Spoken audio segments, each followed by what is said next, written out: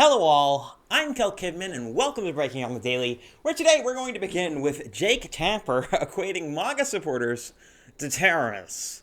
Yes, the unity shroud has really dropped, because, and it's quite funny, this particular quote, what Jake Tapper says, if there is no accountability and no attempt taken by the Republican Party to stop this insane lies that have taken root in their party, this is not going to be the end of the MAGA terrorism. This will only be the beginning.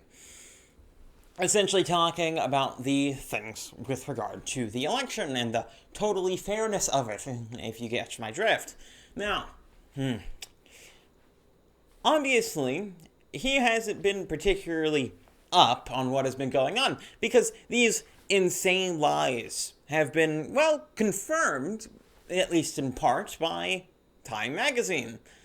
I know I'm going to keep harping on this on and on, probably for weeks, because really this story needs to be screamed to the rooftops. Everyone needs to be talking about it. There needs to be congressional hearing. There needs to be something that happens with regard to this, because, man, it is just a slap in the face. That's what that Time story is. But this this comment is another slap in the face, because you'd expect Jake Tapper to be more part of the more unity crowd among the Democrats. Of course, you have the Democrats set up into two different camps, really, at this point, where one side of the Democrats are all gung-ho about trying to destroy everyone who disagrees with them and has any sort of anti-establishment tendencies. You see a lot of this on Twitter and the like. But you also have the side of the Democrats that is feigning a support for unity.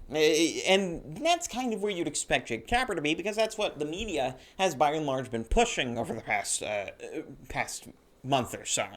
They have been pretending to be the party of unity all this while. Of course, they aren't the party of unity, and they aren't really seeking it at all, as I've already, I think, readily established in other videos. But it's good to see the mask kind of come down, because what he's saying, he's equating, essentially, Make America Great Again guys, people who support that kind of thing, to terrorists. It is ridiculous to see this sort of thing become extremely common among media personnel and the Democrats more broadly. And it's funny to see this sort of thing, because calling someone a terrorist, or calling someone, say, something like a Nazi, or something of the like, is, in a sense, a call to action against that person. Because those people are so, terrorists and Nazis are so out there, are so inherently, radical, that they cannot really be accepted in normal society. And that's kind of how that has worked. They're really outside the Overton window.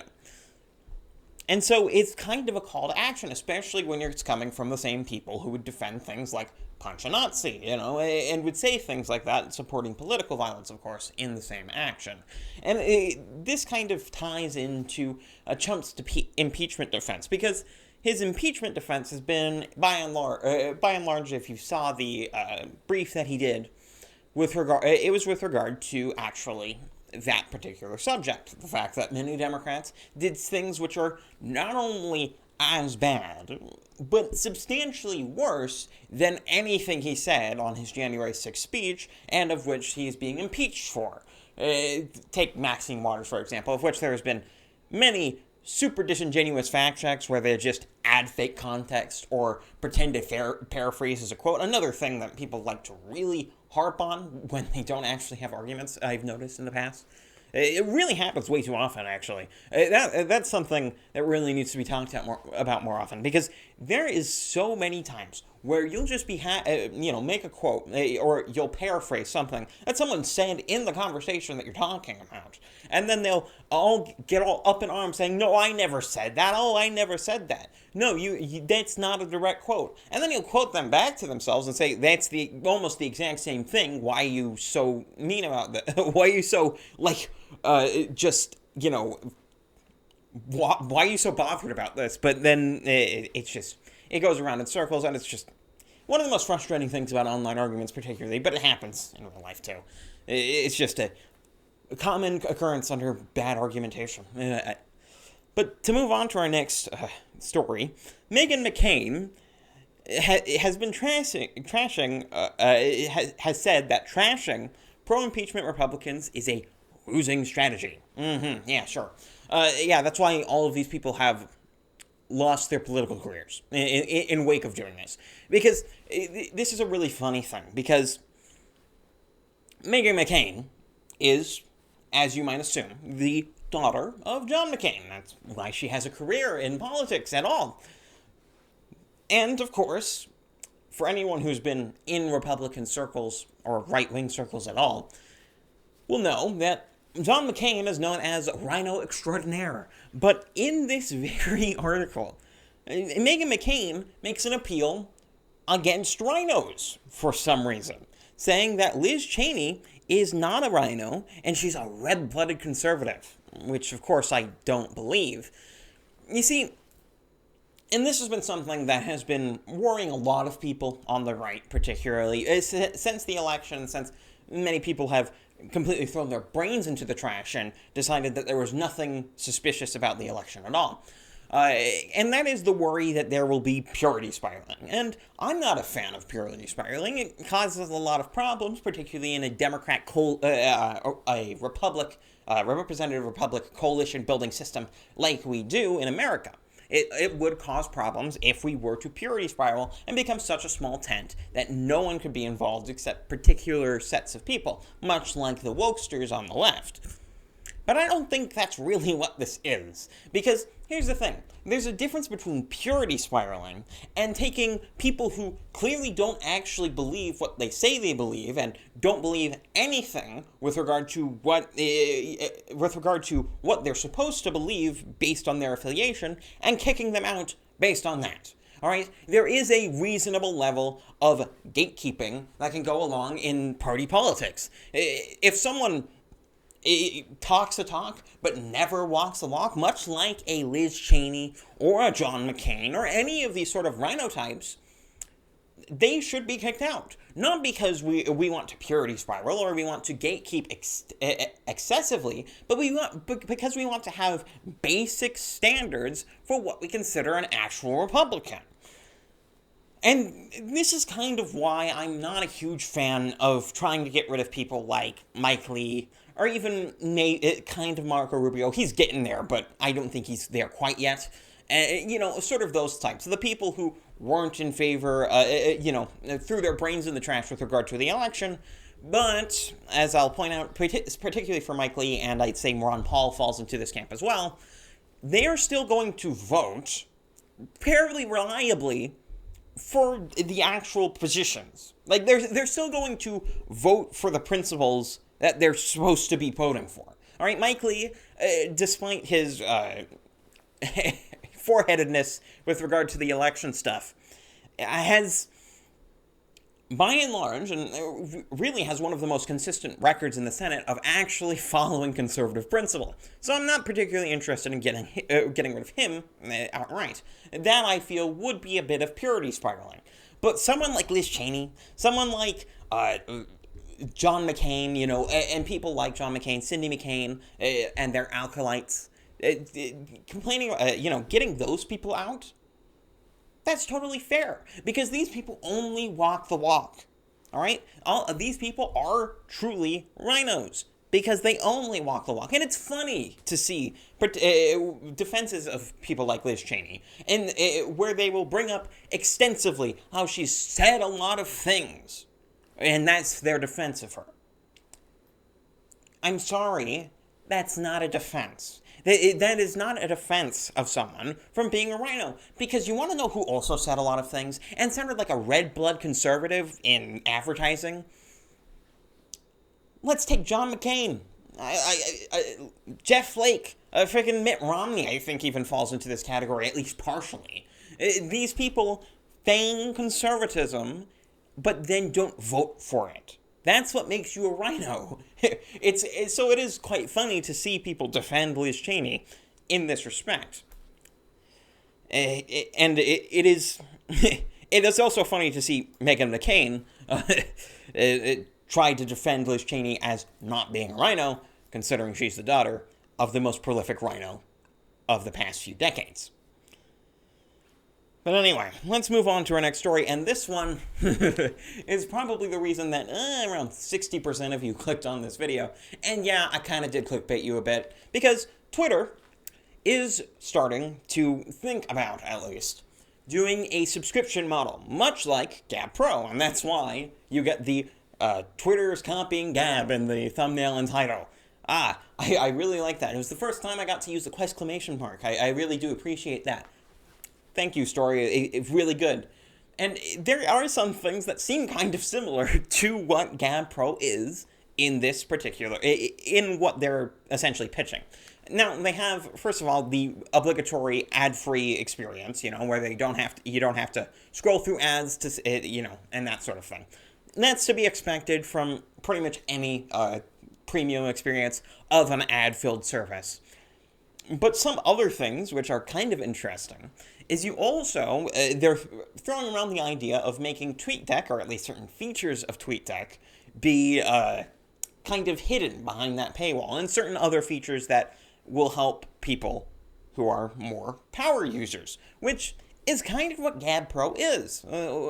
If you don't know anything about Gab Pro, it allows you to change certain things about your Gabs, schedule posts, and that sort of thing, and that's kind of the same functionality you get from something like TweetDeck, where you can, I think, schedule posts. I haven't used TweetDeck a lot. I don't even really use Twitter anymore. But, that's what it does. But the most similar thing that this has to something else, another alt-tech service, is actually not that.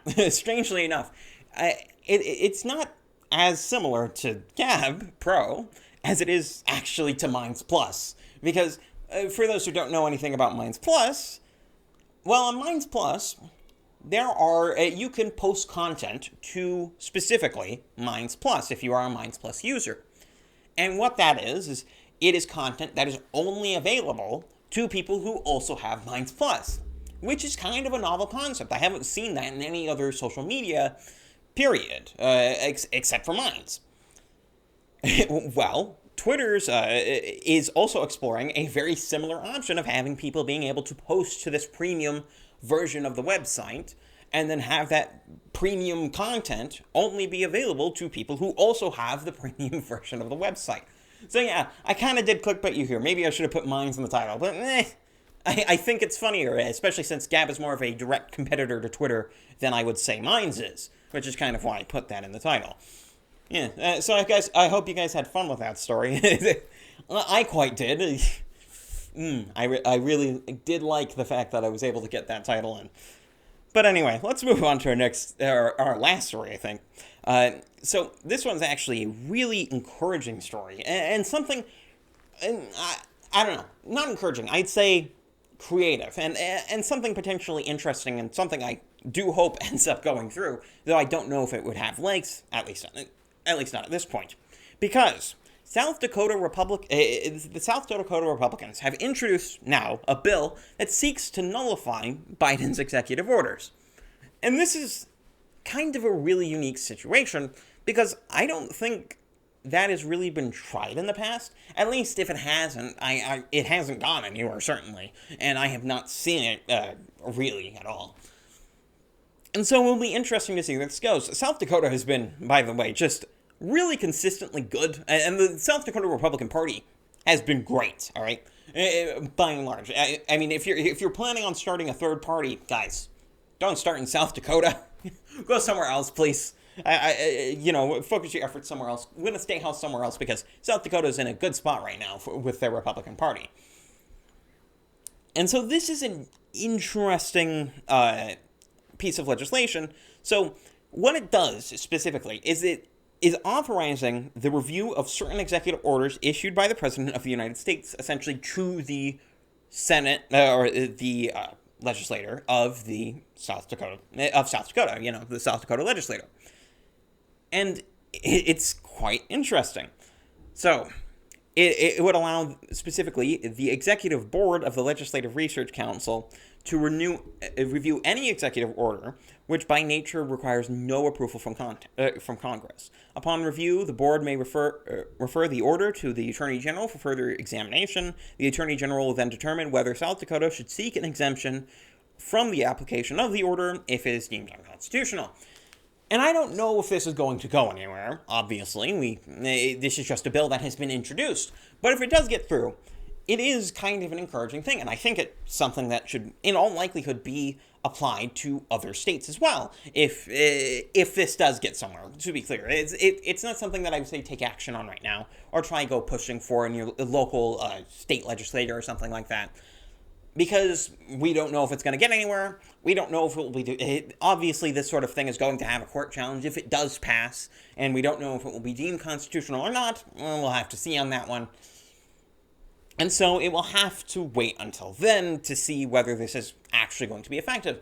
But it is a creative way to get away from the problem of executive orders.